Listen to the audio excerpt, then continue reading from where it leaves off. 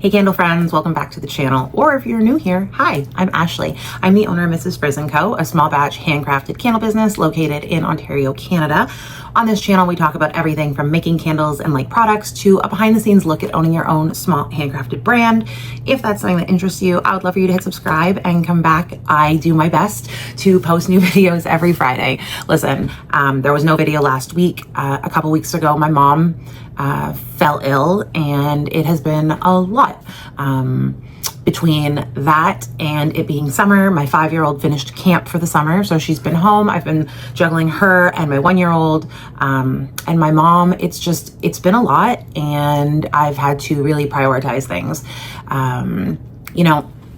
When you own a small business, it's not like you can just call in sick when these kinds of things happen. And luckily for me, I don't usually have things like this popping up. But when it rains, it storms. So everything has kind of happened at one time. And I have been rolling with the punches, and I have been really paying attention to the things that I've been doing that have been saving me time so that I can tend to my mother and create memories with my kids for the last couple of weeks of summer, all while still having a rather successful candle business. So today I want to talk to you guys about the few things that I've really noticed over the last few weeks that have helped me not just save time, but save my sanity and keep the business running while not having to focus all of my time and energy into it like I honestly normally am. So let's get into it.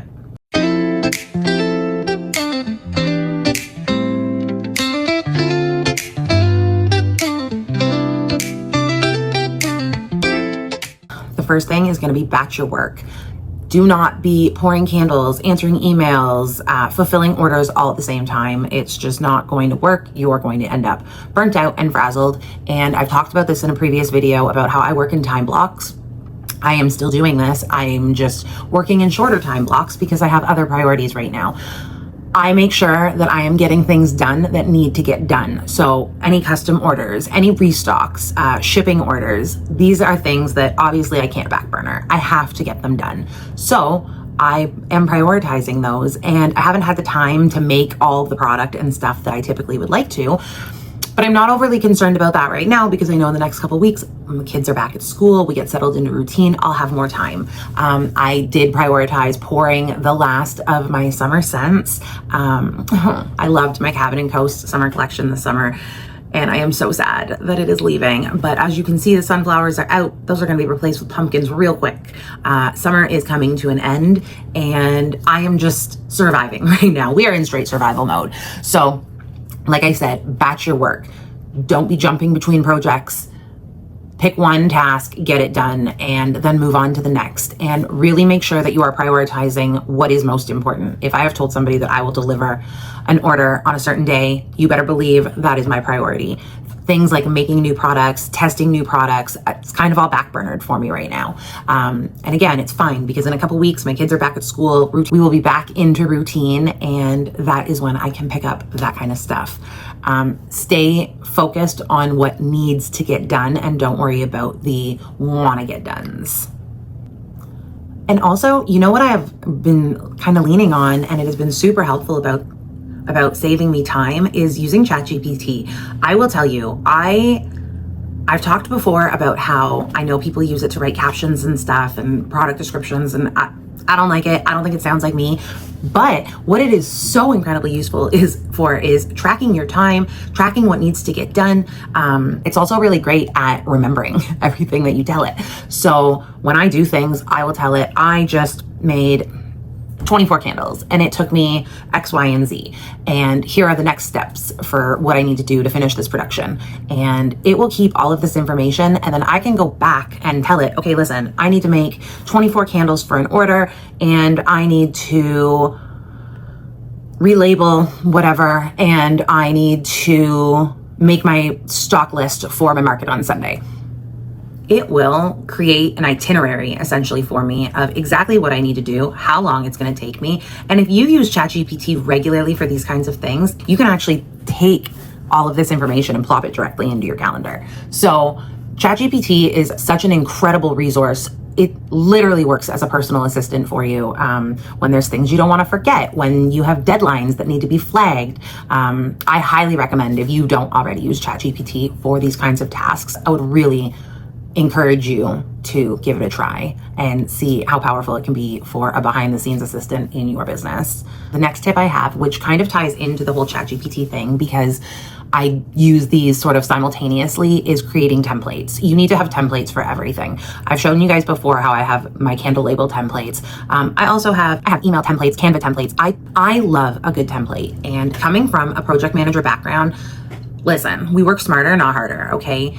Anything that can be dropped into a template is going to save you time. So I highly recommend having anything that is repetitive in your business, having templates set up for each one of those tasks. And they are so easy to just pull from and, create it once and use it over and over again. So templates are a huge part of what I do. And especially in the past few weeks, I have found them so incredibly useful. And you can also use ChatGPT to help you create templates if you need assistance with that kind of stuff. Like, I can't tell you how much I've relied on ChatGPT in the past few weeks and how I was not using it to its full potential. I mean, I'm sure I'm still not, but it is such a powerful resource. So whether it's Canva templates for your products labeling, or it's product descriptions, or it's email replies, templates, like everything should have a template.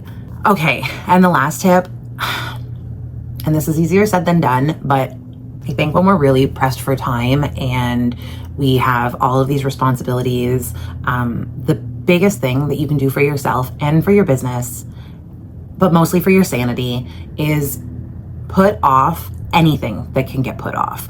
We do not need to be wearing ourselves out trying to get a reel posted or a TikTok or doing a new launch. If you were not ready to do a launch and things come up, we're not launching, okay? We need to wait until we have the proper time and resources dedicated to that project. Restocks. I mean, you might have to put off a restock. Anything that is not serving you, anything that is not serving the business, anything that is not bringing in revenue for you can wait. And now I know you're going to say, like, Ashley, if I'm not making product, how am I bringing in revenue? Listen, this is going to look different for everybody, but here's what I'll tell you. The past few markets that I've done, I haven't had the time to do the large restocks that I would like to do. Am I selling any less product? No, absolutely not. I actually had one of my best market days a couple weeks ago. And I actually left half my supply, and I actually left a bunch of candles at home accidentally because I have a billion things on my mind. So no, I and I've also talked in the past about creating hype around your brand and letting yourself run out of things every once in a while. Encouraging people to try something different, encouraging people to pre-order from you. Encourage what you need to do when you are in a situation where you don't have the time, you don't have the resources, you don't have the mental capacity. You need to get the things done that need to get done, and you need to worry about the rest of it later. I have been doing bare minimum lately, not because that's what I want to be doing, but because I just don't have the capacity to do any more. So like I said, get the orders out the door. If you have to make custom product, you have to make custom product. There's going to be some things that you have to get done. But if it's something like posting social media content or, trying to find wholesale accounts, like if you don't have time for that right now, then that's okay. It can wait. I know as small business owners, we always feel like we need to do all of the things all of the time. And while that's true to build a successful business, sometimes we do need to take a break, okay? And we need to be kind to ourselves. And I've said it before. Wow, a lot of this video is just things that I've said before, but it's nice. They'll all be in one spot, so this is good.